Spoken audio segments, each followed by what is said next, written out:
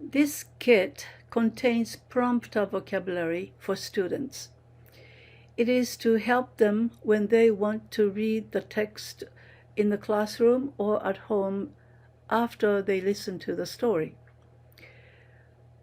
Prompter vocabulary displays the meaning of the words, including the off-list words that are necessary to understand the story. On the PV, or prompter vocabulary, there may be many easy K1 words that most students already know, but I put them there because some other students might not know them.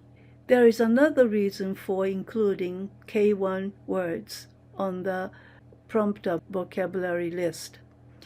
The words on the prompter vocabulary are listed in the order they appear from the first part of the story to the end of the story.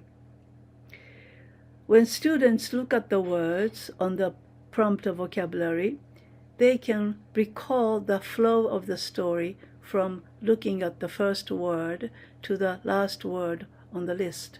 When students are in a story listening session, they listen to the teacher use the language. They see the drawings and written words on the board.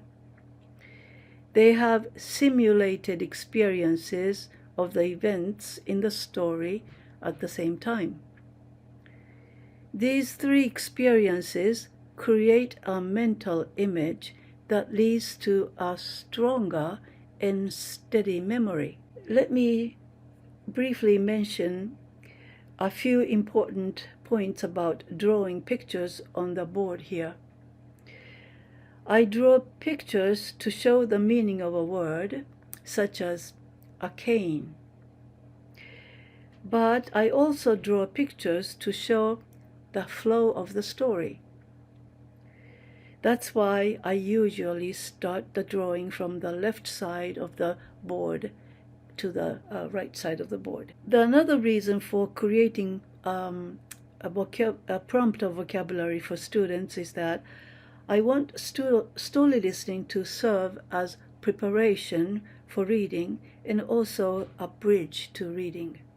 Often the original text is above my students' proficiency level. But even if the original text is a little difficult, once they listen to the story from me and have prompter vocabulary, they can read the original text with less difficulty. This provides optimal I+1 for language acquisition.